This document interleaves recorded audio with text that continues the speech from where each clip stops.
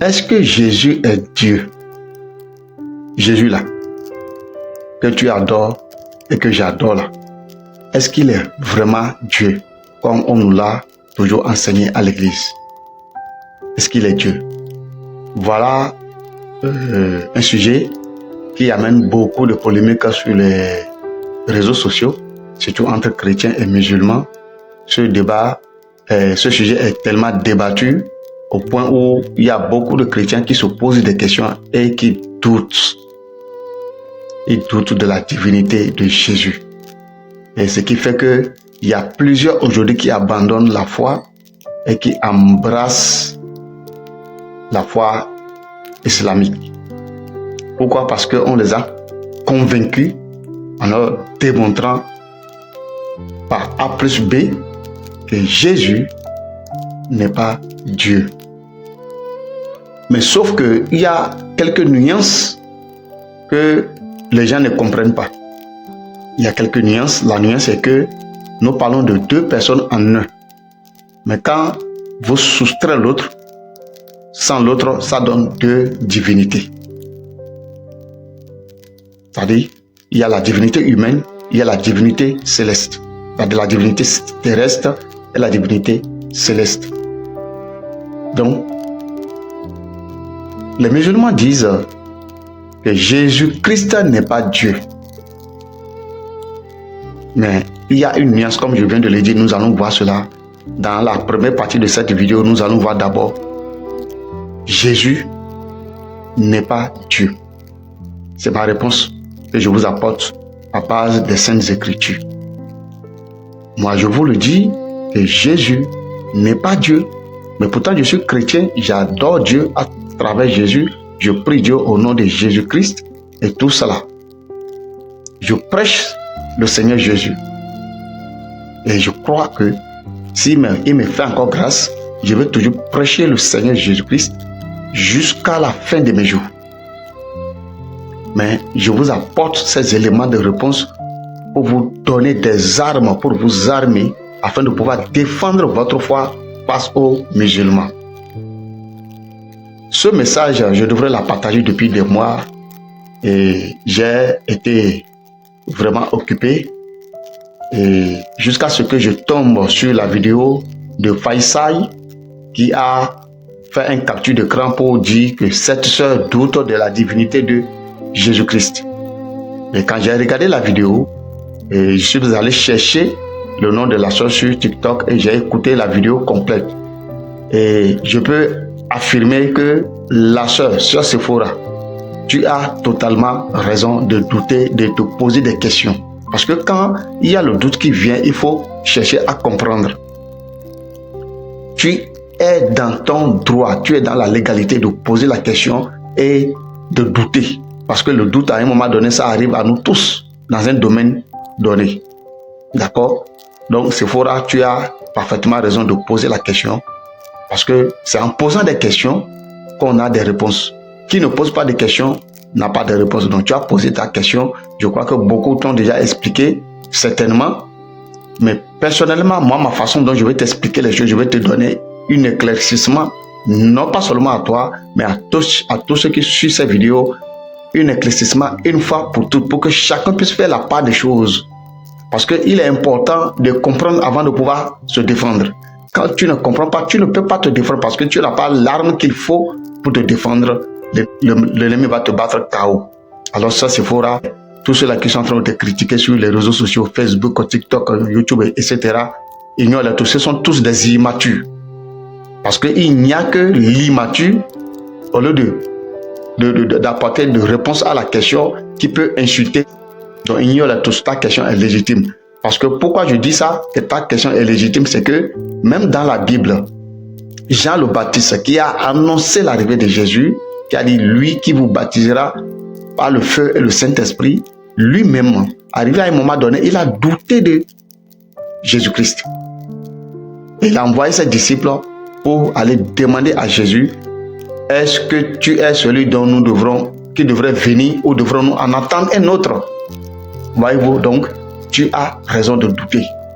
Voilà. Alors, si selon moi, Jésus n'est pas Dieu, alors qui est-il? Qui est donc Jésus? Premier élément de réponse est que Jésus est né d'une femme. Comme Faisal l'a dit, Jésus est né d'une femme. Il a été nourri, il a tété, il a été lavé, il a été entretenu, il a fait 4 pattes, il a grandi comme toi et moi. Donc, Jésus, en un mot, est un humain, un homme comme toi, comme moi. D'accord? Nous voyons cela dans le livre de Jean 3. Jean 3, le verset 6. Pendant que je cherche le passage, vous pouvez profiter pour vous abonner à notre chaîne pour nous encourager. Jean 3, le verset 6. La parole de Dieu nous dit: ce qui est né de la chair est chair, et ce qui est né de l'esprit est esprit. Jean 3, 6. Ce qui est né de la chair est chair, ce qui est né de l'esprit est esprit. Ça, c'est Jésus lui-même qui est en train de donner de l'enseignement à Nicodème. Quand Nicodème est venu de nuit auprès de lui pour lui poser des questions, c'est là Jésus lui dit: il faut que tu naisses de nouveau. Donc il lui expliquait, et c'est là il lui a dit: ce qui est né de chair est chair, ce qui est né de l'esprit est esprit. Donc Jésus est né de la chair. Pourquoi je dis Jésus est né de la chair? Parce qu'il est né de Marie. Et pourquoi il est né de Marie? Parce qu'il a passé par la porte officielle pour rentrer dans la bergerie, c'est-à-dire sur cette terre, dans ce monde. D'accord? Donc toute personne qui n'est pas entrée par la porte principale pour venir dans la bergerie, c'est que c'est un imposteur. C'est pourquoi vous voyez les démons qui possèdent le corps humain, on les appelle les intrus. C'est pourquoi on les chasse. Mais c'est quand on sait qu'il y a un intrus à l'intérieur de ce corps qu'on le chasse. Voilà la raison pour laquelle nous chassons les esprits tous les jours du corps des gens. Donc, Jésus pouvait dire que le voleur vient pour voler, égorger, dérober et détruire. Jean 10, 10. Donc, Jésus, lui, il est venu par la porte principale qui est le fait de passer par la matrice d'une femme. Donc, toute personne qui n'a pas passé par la matrice d'une femme pour venir dans ce monde est un voleur, est un espion, est un escroc, est un intrus. Et on doit le chasser. Donc, pourquoi Jésus avait besoin de passer par la matrice de Marie? Parce qu'il avait besoin d'un corps. Il avait besoin de toute cette enveloppe-là. Il avait besoin de ça pour accomplir ce pourquoi Dieu l'a envoyé à accomplir sur cette terre. Donc, c'est pour vous dire que Jésus est un homme comme toi, comme moi, parce qu'il fallait qu'il vive sur cette terre comme homme afin d'apporter la solution du salut à tous les hommes en vivant comme homme sur la terre. Je ne sais pas si on se comprend. Donc suivez-moi très très attentivement parce que je vais vous donner des clés dans cette vidéo et dans la vidéo suivante pour que vous puissiez vraiment être armés spirituellement parce que nous sommes dans une guerre qui ne dit pas son nom. Amen. Donc Jésus avait besoin des 23 chromosomes de Marie et le X, les 23 chromosomes de Marie et le X de Marie afin de pouvoir naître dans ce monde. Donc il y a une recherche archéologique qui a dévoilé que Jésus, quand on a découvert le sang de Jésus dans sa tombe, c'est-à-dire dans sa tombe, non, oui, dans sa tombe ou bien sous le roche, là où il a été crucifié, quand son sang a coulé, on a trouvé le sang là. Après plus de 2000 ans, hein, on a amené ça au laboratoire et quand ils ont fait tous les tests, ils ont vu que ce sang-là est encore vivant. Malgré que ce sang-là a eu déjà plus de 2000 ans parce que c'est coagulé, c'est devenu une pierre. Ils ont réussi à dissoudre le sang, à la mettre en température ambiante selon le corps humain. Ils ont vu que le sang est toujours vivant. Nous parlons là du sang de Jésus. Je vais vous mettre le lien de cette vidéo-là dans la description et vous allez pouvoir aller sur ce documentaire. Donc, dans ce sang-là, quand ils ont fait le test, ils ont vu que le sang contient seulement 23 chromosomes et un X venant d'une femme et un Y venant d'un mâle qui n'est pas humain. Oui. Un Y qui n'est pas venant d'un mâle mais qui n'est pas humain. Il s'agit là de la sémence du Saint-Esprit. Je ne sais pas si c'est clair dans votre esprit. Donc voilà. C'est pour vous dire que Jésus est né d'une femme et il avait besoin de corps pour vivre sur cette terre. Or, normalement, vous et moi, nous possédons 46 chromosomes, je crois, 23 de maman et 23 de papa, et X ou Y de part et d'autre. Mais chez lui, Jésus, lui, n'a que 23 chromosomes. Pourquoi? Parce que le corps, c'est-à-dire la matrice de Marie devait lui produire une chair, devait couvrir cette personne-là d'une chair pour qu'il puisse venir sur cette terre en tant qu'être humain pour manifester la gloire de Dieu. C'est clair pour vous. Deuxième chose, Jésus a grandi comme tout le monde, comme tout enfant. Luc 2, le verset 40, la parole de Dieu nous dit, l'enfant croissait et se fortifiait. Il était rempli de sagesse et la grâce de Dieu était sur lui. Luc 2, le verset 40, donc l'enfant a grandi. Jésus a grandi comme tout autre enfant et il croissait en sagesse. D'accord? Il croissait en sagesse. Donc, c'est pour cela que vous allez voir que c'est cette sagesse-là qui lui permet de pouvoir étudier la parole de Dieu. Parce que Jésus a étudié la Torah, etc., etc. Ok? Luc 2, le verset 52. La parole de Dieu nous dit toujours que Jésus croissait. Luc 2, le verset 52, nous allons voir ça très rapidement. On nous dit que et Jésus croissait en sagesse, en stature et en grâce devant Dieu et devant les hommes. Donc vous voyez, Jésus, il a grandi.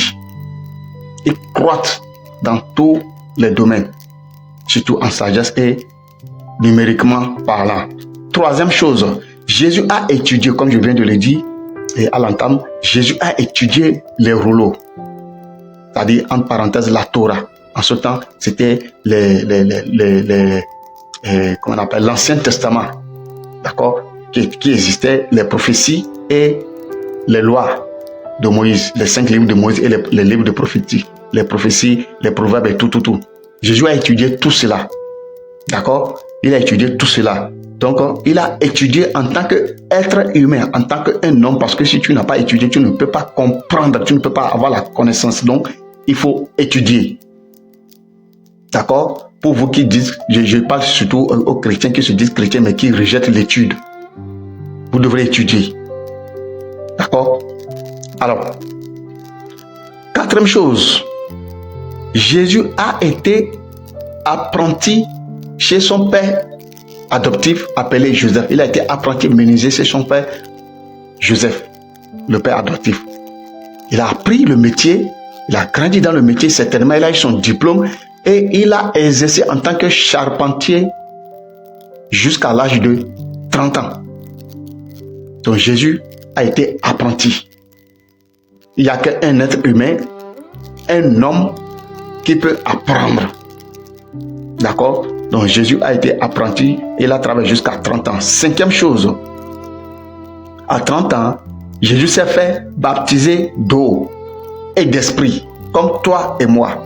Quand nous croyons, nous devrons être baptisés. Lorsque nous croyons à Dieu, nous devrons être baptisés. Pourquoi? Parce que sans le baptême, nous ne pouvons pas entrer dans la vie spirituelle, qu'on appelle la vie chrétienne. C'est le baptême qui démontre que nous passons maintenant de l'être humain ou de l'être céleste et terrestre à l'être céleste. Nous passons d'un simple homme animal à un homme spirituel, c'est-à-dire pour rentrer dans le royaume de Dieu. Donc il n'y a qu'un homme qui peut être baptisé. Donc Jésus s'est fait baptiser. Alors nous allons lire très rapidement Luc 3, le verset 21. Luc 3, le verset 21, la parole de Dieu dit: tout le peuple se faisant baptiser, Jésus fut aussi baptisé. Tout le peuple se faisant baptiser, Jésus fut aussi baptisé. Comme je viens de le dire à l'entame, il n'y a qu'un homme qui peut se baptiser, qui peut se faire baptiser. Donc Jésus a été baptisé à 30 ans. Luc 2, le verset 21, premier paragraphe. Alors, nous allons voir cette histoire de baptême de Jésus aussi dans Matthieu 3, le verset 13. Il est écrit: alors Jésus vint de la Galilée au Jourdain vers Jean pour être baptisé. Mais Jean s'y opposait en disant, c'est moi qui ai besoin d'être baptisé par toi, et toi tu viens à moi? Jésus lui répondit, laisse faire maintenant, car il est convenable que nous accomplissions ainsi tout ce qui est juste, et Jean ne lui résista plus. Voyez? Jean a baptisé Jésus. Donc, il n'y a qu'un homme qui peut se faire baptiser. Donc, quand les musulmans vous disent que Jésus n'est pas Dieu, sur un point, ils ont raison. Mais sur d'autres points, ils n'ont pas raison. Parce que dans la deuxième vidéo, je vais vous expliquer les choses en détail pour que vous puissiez avoir une arme ou des armes pour vous défendre. Je viens de vous dire que je suis chrétien, je sais Dieu, j'ai foi en Jésus-Christ, mais je suis en train de vous confirmer ici que je crois en Jésus-Christ et en Jésus, en Dieu, etc. Mais je vous dis, malgré ma foi, je sais et j'ai la conviction que Jésus n'est pas Dieu. D'accord? Jésus n'est pas Dieu. Il faut que ça soit clair dans notre esprit. Quand ces choses-là, on ne les comprenne pas, on va toujours se stagner. Moi, j'ai été baptisé le 10 août 2014 et j'ai eu l'habitude de répéter exactement ce que j'entendais les enfants de Dieu répéter, ce que les hommes de Dieu enseignaient. Je répétais aveuglement. Jusqu'au jour où le Seigneur m'a interpellé pour me dire, vérifie ce que tu entends. Vérifie toi-même ce que tu entends. C'est comme ça, j'ai commencé par faire comme les chrétiens de Béret. J'ai commencé par vérifier. Quand j'ai écouté un enseignement, je prends des notes. Ceux qui me connaissent à l'église le savent que lui là, à chaque fois, il ne bouge jamais sans son cahier. Je prends toujours des notes. Toujours. Même en écoutant un simple enseignement avec mon écouteur, je prends toujours des notes dans mon téléphone. Arrivé à la maison, je m'assois, j'ouvre ma Bible, je médite là-dessus. C'est ça qui fait ma force. Donc aucun musulman, il n'est même pas encore né, il ne sera jamais né, ne peut jamais me faire renier la foi en Jésus-Christ. Jamais. Donc voilà, Jésus s'est fait baptiser et il n'y a qu'un homme qui peut se faire baptiser. D'accord?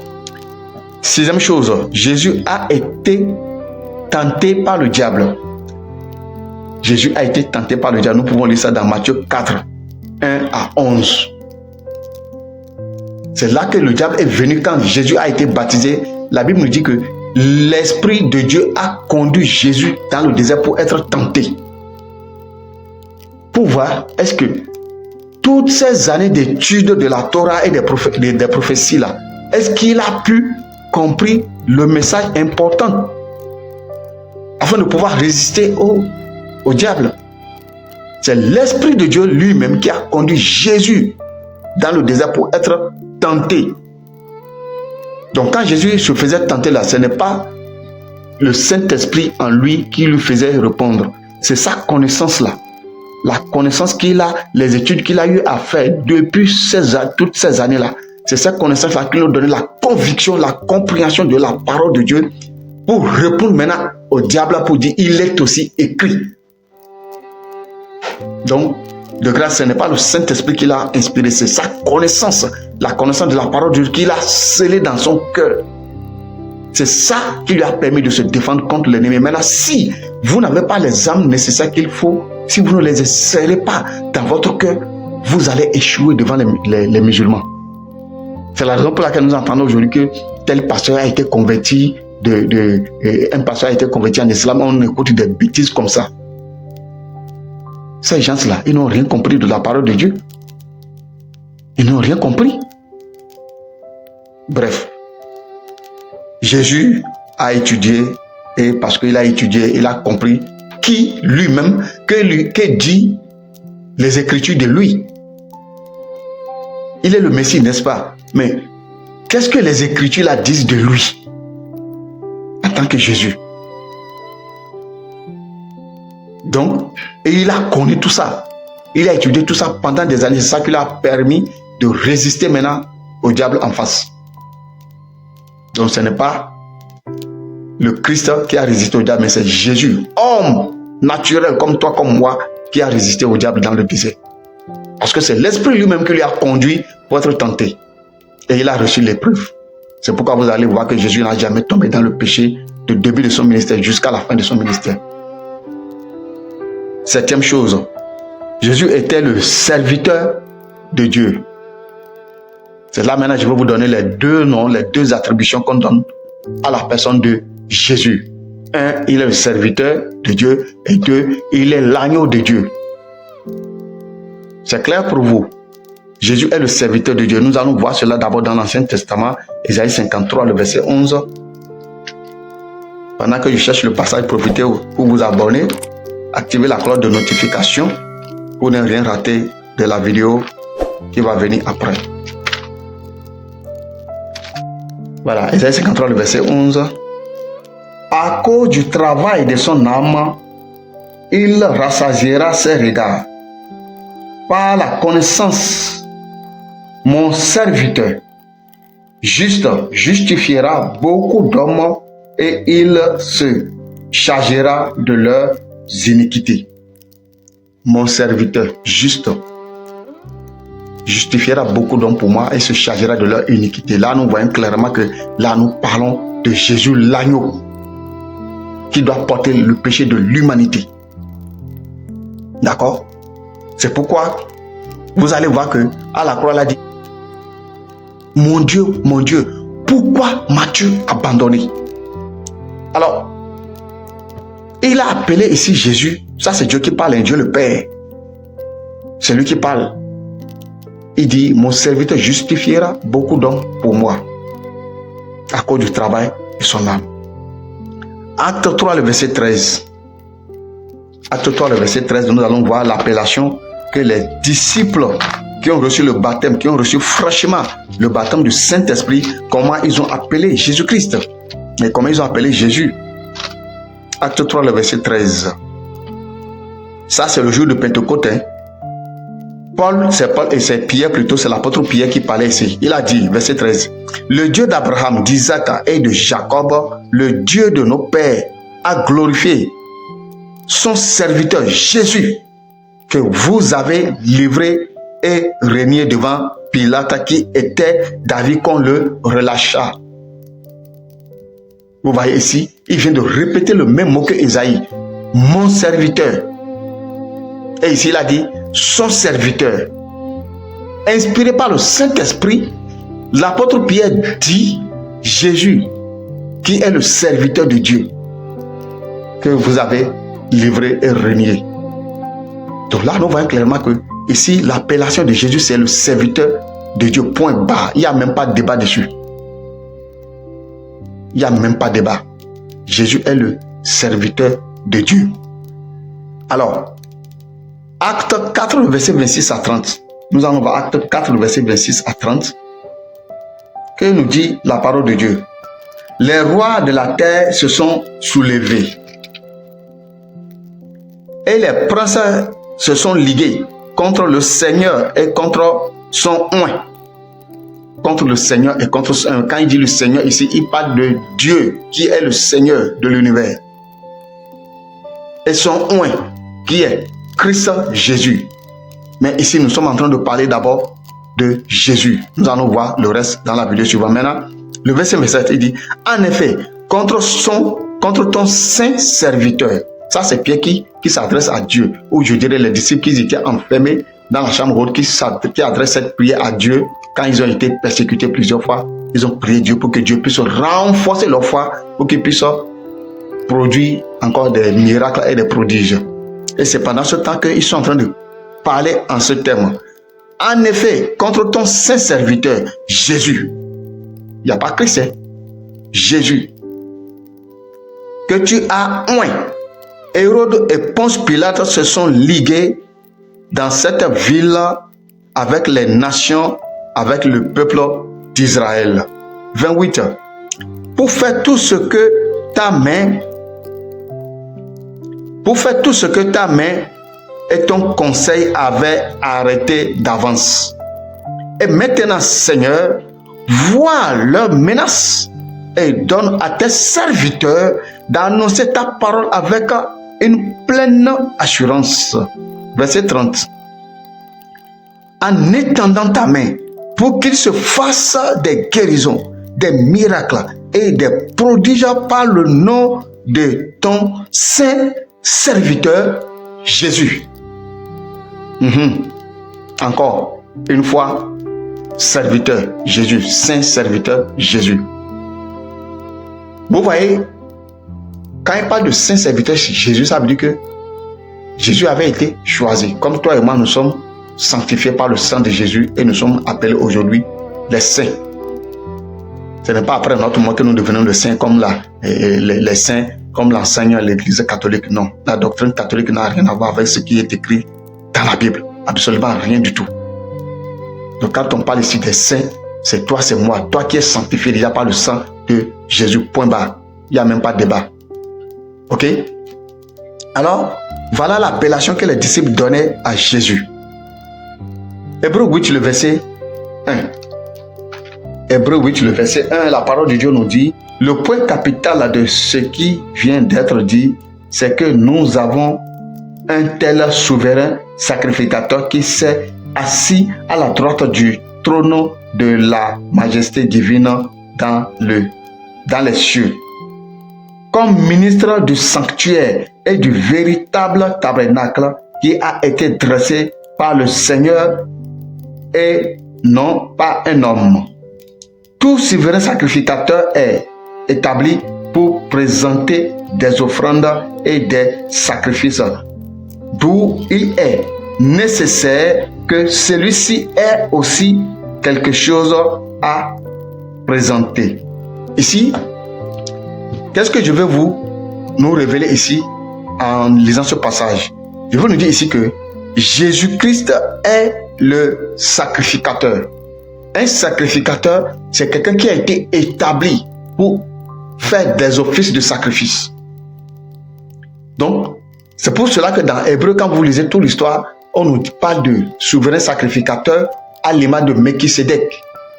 Ou Melchisédek, ça dépend de la tradition que vous lisez. Melchisédek, c'est la même personne. Donc, un sacrificateur à perpétuité. De cela veut dire que Jésus, malgré qu'il est encore au ciel, il continue d'être serviteur de Dieu. Je vous dis, ne soyez pas pressés, ne dites pas que la vidéo est longue, parce que vous savez, quand on n'est pas enseignant, on est ignorant. Et aujourd'hui, les gens n'aiment pas quand on parle trop long. Alors que dans les messages qui sont longs, il y a des détails que vous devrez saisir. C'est à cause de ça que vous êtes ignorant. Donc, ne soyez pas pressés. Suivez cette vidéo parce que je n'ai même pas encore dit certains. Il y a beaucoup de choses. Je ne suis qu'à la moitié de mon message. Donc, suivez-moi très attentivement. Donc, Jésus continue d'être serviteur de Dieu, même assis à la droite de Dieu. Il n'est pas assis sur le trône de Dieu, avec Dieu. Il ne partage pas les mêmes trônes avec Dieu. Il est assis à la droite de Dieu en tant qu'homme. Je vais vous expliquer cela dans la deuxième partie. Donc, Jésus continue d'être le serviteur de Dieu jusqu'à là où nous parlons. Jésus continue d'être le serviteur de Dieu. C'est clair? Voilà. Ici, point 8. Comme je viens de vous le dire, Jésus n'est pas Dieu.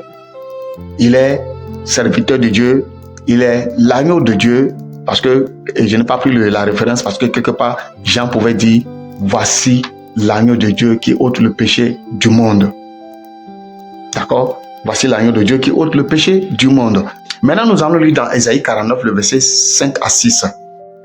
La parole de Dieu dit que pour établir une vérité, il faut un minimum 2 à 3 témoins. Donc moi, j'ai plusieurs témoins que je suis en train de vous donner. Donc ce sont des armes spirituelles que je vous partage ici. Donc restez et prenez votre part. Ésaïe 49, le verset 5 à 6. Il est écrit: maintenant l'Éternel parle, lui qui m'a formé dès ma naissance, pour être son serviteur. Pour être son serviteur. Il dit: maintenant l'Éternel parle, lui qui m'a formé dès ma naissance, pour être son serviteur, pour ramener à lui Jacob et Israël encore dispersés. Car je suis honoré aux yeux de l'Éternel et mon Dieu est ma force. Alléluia. Il dit: c'est peu que tu sois mon serviteur. pour relever les tribus de Jacob et pour ramener les restes d'Israël. Je t'ai établi pour être la lumière des nations, pour porter mon salut jusqu'aux extrémités de la terre. Vous voyez ici, quand les musulmans vous disent que Jésus n'a pas été envoyé à l'humanité, Jésus n'a été envoyé qu'aux brebis perdues d'Israël, ils sont en train de bluffer. Parce qu'il y a trop de passages bibliques dans la Bible de l'Ancien comme Nouveau Testament qui prouvent que Jésus a été envoyé à toute l'humanité. Mais le salut devrait commencer quelque part. Comme eux-mêmes qui vous disent que Mahomet a été envoyé pour l'humanité là. Mahomet, ça a commencé par l'Arabie, n'est-ce pas? De chez eux. Parce que le Messie vient de l'Arabe. Si le Messie, le prophète vient de l'Arabie, ça veut dire qu'il est arabe. Donc il faudrait d'abord instaurer son salut là, dans son pays natal, avant de pouvoir maintenant poursuivre cela à l'humanité. Donc ces gens-là sont en train de s'amuser avec votre intelligence. Ils sont en train de s'amuser avec votre intelligence. Ouvrez les yeux. Je n'ai été envoyé qu'aux brebis perdues d'Israël et de machins comme ça. Et vous-même, vous croyez. Alors qu'eux-mêmes, là, leur soi-disant Messie, le soi-disant prophète là, il est arabe. Il a commencé sa mission. Il a fondé d'abord sa religion, son soi-disant religion venant de Dieu là, en Arabie, avant de la porter dans le monde entier. Maintenant, comment pouvez-vous accepter que Mahomet a fondé sa religion en Arabie et vous dites qu'il est le sauveur de l'humanité, de l'univers tout entier, et que Jésus, lui, il a été envoyé qu'aux brebis perdues d'Israël? Vous bluffez ou bien quoi? Ça va pas? Ça va pas dans votre tête? Donc vous trouvez que Jésus dit que lui, il a été envoyé uniquement aux brebis perdues d'Israël? Chers frères et sœurs, ces gens-là sont en train de jouer avec votre intelligence. Ils sont en train de jouer avec votre intelligence. Ouvrez les yeux. Ils font le jeu des mots. Je parle là de Abdou-Majid, Faisal et Oustaz Diané. Ces gens-là sont en train de s'amuser avec votre intelligence. Ils font seulement les jeux de mots. Donc si vous n'êtes pas armé, vous allez toujours tomber devant eux.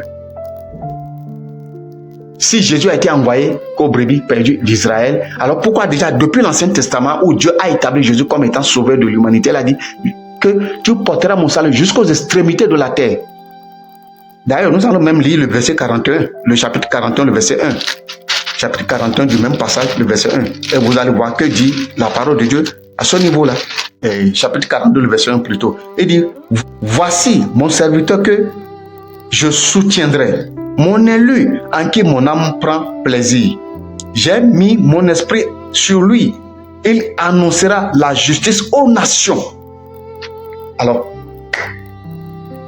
il annoncera la justice aux nations. Ça, c'est Isaïe 42, le verset 1. Aux nations. Est-ce qu'il a dit, est-ce que c'est écrit à la nation? Si c'est à la nation, ça veut dire que c'est à la nation Israël uniquement. Mais il a dit aux nations. Ça, c'est le chapitre 42, le verset 1. Maintenant, quand vous venez maintenant dans chapitre 49, le verset 6, il dit que son élu portera le salut jusqu'aux extrémités de la terre. Vous voyez? Mais il fallait planter ça quelque part. Il fallait planter la base, le QG là. Il faut la planter quelque part. D'ailleurs, quand vous êtes une armée, d'un pays, vous devrez avoir un QG. Quand vous dites que nous voulons établir des camps militaires dans telle zone, mais ces zones-là doivent être parties d'un QG. Vous devrez avoir un quartier général. Le quartier général de la religion islamique ou musulmane, c'est l'Arabie. Donc le quartier général du christianisme, c'est Israël. Point bas. Il n'y a pas de débat dessus. Il n'y a pas de débat. Le quartier général de la vie chrétienne, c'est Israël. C'est là que tout a été fondé. Le quartier général de l'islam, c'est l'Arabie. Et le fondateur, c'est le prophète Mahomet ou Mohammed. Le quartier général de la vie chrétienne, c'est Israël. Et le fondateur, c'est Jésus-Christ de Nazareth. Point. Il n'y a pas de débat. Que personne ne joue pas avec votre intelligence. On est clair dessus. Bien. Avançons. Et si nous avons dit que Jésus est le Messie qui a été envoyé à toute l'humanité, ça, il n'y a même pas de débat. Nous allons lire Ésaïe 50, le verset 9 à 10. Lisons cela pour conclure. Voici le Seigneur, l'Éternel me secourra. Qui me condamnera? Voici, ils tomberont tous en lambeaux comme un vêtement. La teigne les dévore. Quiconque parmi vous craint l'Éternel, qu'il écoute la voix de son serviteur. Quiconque marche dans l'obscurité et manque de lumière, qu'il se confie dans le nom de l'Éternel et qu'il s'appuie sur son Dieu. Amen. Là, nous voyons clairement que le prophète Ésaïe est en train de nous parler de Jésus et de Dieu. Deux personnes différentes. Il dit, quiconque a un problème quelconque, qu'il écoute la voix du serviteur de Dieu qui a été envoyé, qui est, entre parenthèses, Jésus. Quiconque a des problèmes, qui compte sur son Dieu.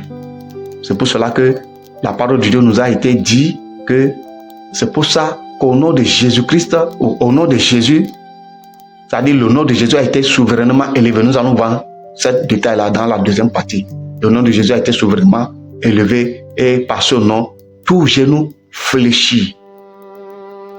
Donc, voilà, chers frères et sœurs, ma soeur Sephora, j'espère que tu as compris déjà les armes dont je vous ai données ici. Et tout un chacun de vous, si cette vidéo vous a aidé, alors partagez-la autour de vous. Partagez-la pour que les enfants de Dieu soient éclairés, pour qu'ils soient armés, parce que nous sommes dans une guerre qui ne dit pas son nom, parce que nous sommes dans la fin, dans le dernier temps de la fin du monde. Donc, il faudrait que nous soyons armés. Il faudrait que quand notre Seigneur Jésus vient nous voir là, qu'il nous voit en guerre. Qu'il nous voit en guerre. Qu'il ne nous voit pas démembrer, démanteler, décourager de tout ce que vous voulez. Démembrer, décourager de tout ce que vous voulez. Qu'il nous voit plutôt debout. Et qu'à la fin, ils nous disent, bien joué, bon et fidèle serviteur, entre dans la gloire de maître. Ou à la gloire de ton maître. Je vous remercie d'avoir suivi cette vidéo. Partagez-la autour de vous. Si c'est pour la première fois que vous découvrez cette chaîne, alors abonnez-vous à notre chaîne. Cliquez sur la cloche de notification. Dites-moi ce que vous en pensez en commentaire par rapport à ce que je viens de vous développer. Et dans la deuxième vidéo, je vais vous expliquer maintenant pourquoi nous affirmons que Jésus-Christ est Dieu. Ici, nous avons parlé de Jésus. Dans la deuxième partie, nous allons parler de Jésus-Christ. Et je vais vous donner certains détails clés qui vont vous aider à pouvoir mettre les musulmans KO. Je le dis, le musulman qui va me faire douter de Jésus là, il n'est pas encore né et il ne serait jamais né. Jamais. Ni à moi, ni aux enfants de mes enfants, aucun musulman ne peut jamais les faire tomber pour leur faire croire que la religion islamique, qui est une religion perverse d'ailleurs, que c'est ça qui vient de Allah ou bien de Dieu. Ce n'est pas possible. Je ne veux pas en arriver là, mais ces gens-là, ils ont commencé par me taper sur les. Je ne suis pas d'habitude à critiquer les religions. J'aime plutôt enseigner directement. Mais ces derniers temps, ce que ces gens-là sont en train de faire avec le nom de Jésus-Christ, ça commence par me taper sérieusement sur les nerfs. Et je vous dis, ces gens-là savent ce qu'ils font parce qu'ils sont payés à coût de millions, à coût de centaines de millions. Donc vous allez penser qu'ils sont en train d'enseigner, alors que, d'ailleurs même vous les musulmans là, vos livres là, est-ce que vous savez qu'ils sont payés à coût de centaines de millions? Et ils sont là seulement. Eux-mêmes là savent que ce qu'ils disent là c'est faux. Abdou Majid là, il sait bien. Il y a beaucoup de passages dans la Bible ici qu'il a lu, mais il ne peut jamais vous le lire. Il y a même beaucoup de passages dans le Coran qu'il a lu, qui ne peut jamais vous révéler ça. Pourquoi? Parce que vous-même, vous n'aimez pas lire. C'est ça le problème. Et on vous manipule, comme on manipule les jouets. Tout musulman qui peut avoir le courage de télécharger la Bible, même s'il ne veut pas acheter, de télécharger sur Play Store, gratuitement, et avoir le courage de dire, Seigneur, je veux lire la Bible. que ma religion islamique ou ma religion musulmane m'a dit que c'est un faux livre, c'est un livre qui a été falsifié. Tout musulman, que je mets en défi tout musulman qui peut avoir le courage de télécharger ce livre-là, de lire, laissons même le Nouveau Testament, de lire seulement l'Ancien Testament, sera converti en Jésus-Christ. Je vous mets au défi, essayez. Maintenant le pire, quand vous lisez maintenant le Nouveau Testament, vous allez devenir un apôtre de Jésus-Christ plus que l'apôtre Paul même. Je vous mets un défi. Si vous voulez vraiment connaître le salut de votre âme, osez seulement télécharger la Bible, lisez du début jusqu'à la fin et nous verrons entre vous et moi qui a raison. Que Dieu vous bénisse. C'est votre frère Charlemagne Sermanou, le promoteur de la chaîne Jésus-Christ TV. Abonnez-vous à la chaîne, laissez-moi ce que vous en pensez, vos avis dans les commentaires et partagez cette vidéo autour de vous pour que les gens soient éclairés pour la gloire de Dieu. À bon entendeur, salut, à la prochaine vidéo. Salut.